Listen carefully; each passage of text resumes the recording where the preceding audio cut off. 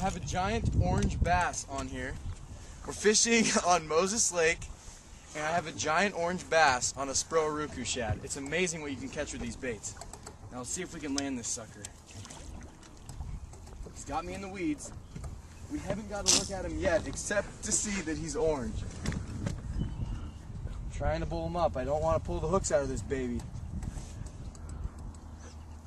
Early in the spring like this, on Moses Lake, the fish tend to short strike your baits.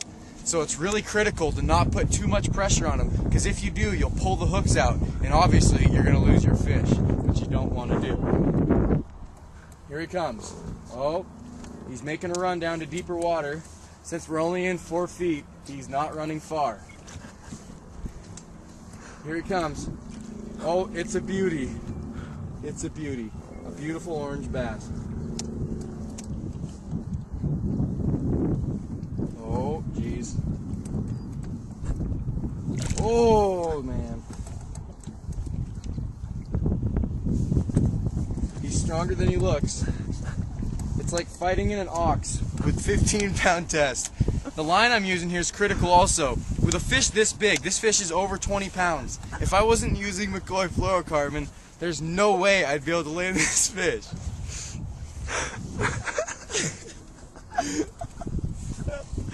I almost have him. He's pulling hard again.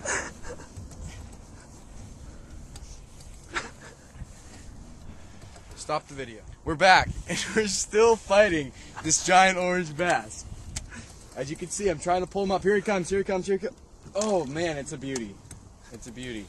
It seems that I have him tail hooked, making it even harder to land him. He has the total advantage. As you can see, he's pulling the boat at this point. I'm hoping we get another look at this beauty. Holy Santa Claus. Pretty big one. Yep, it's a big one, Jerm. I'm fishing out here today with Jeremy Smith, professional goat roper. Also, trying his luck out in the BASS Open Series. What we're really doing here, catching these orange bass, is we're getting ready for Lake Amistad in Texas. Catching 12-pound largemouth, flipping heavy covered, and throwing big swim baits. So that's what we're getting prepared for, really.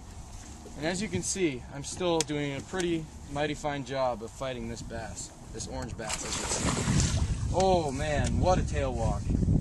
These fish are pretty acrobatic when they're this big. Let's see if we can get her to break water again. There she goes, what a tail walk.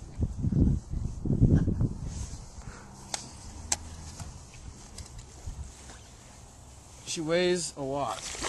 Whoa, right for the trolling motor. They're smart too. They'll run right at that motor on you, and you can never see them again. You can kiss that fish goodbye. If I didn't jab the rod into the water, you could kiss that fish goodbye. Here he comes, right by the boat. Let's get this baby in. When you see him, you grab him by the head. Okay? And we're back, still fighting this giant orange bass. As you can see now, after 20 minutes of pulling on him, I've managed to tire him out a wee bit. So he's getting very, very lethargic. See, now he'll come up to the surface. Oh man, and it's a beauty, isn't it? When I came to Moses Lake, I didn't expect to get into such a giant fish. Oh my God. It almost looks like a sea bass I caught once. That's how big it is. We obviously should have brought the net. We obviously need a net now. That's the last part of the puzzle, is landing that fish. When you hook a giant like this, if you don't have a net, you're basically in big trouble. But since we're professionals, I think we might be able to do something here with the situation we have, unless I blow it. Which after this long of a fight would really be a kick in the nuts. Oh, maybe we can get him now. We landed this beauty. It was an amazing day out of Moses Lake, catching giant, beautiful orange bass. I'd say he's about probably 10 to 15 pounds. A nice specimen. You can see these feelers here. That's so when he's hunting prey like crawdads. This is a predator fish. He is a bass. He's in the bass family, so it's a predator. And so they're very aggressive. And those feelers, Even though their eyesight's not beautiful, it's not great, they don't have great eyesight. You can see very small, weird shaped eyes, but those feelers, they can find a crawdad in just about any condition. Muddy water, sniffing around down there in the rocks, they'll find crawdads, they'll find food. They're pretty amazingly adaptive fish to the environment. I'm going to release this beauty so we can go back, spawn, and make more of these, because they are a dying resource. There aren't many orange bass in Moses Lake. So I caught one of the few that live here, I'm pretty sure. We're going to send it into the state fish and game. Might even be a state record. But let's get this fish back in the water. What a beautiful thing. Oh, goodbye, my friend.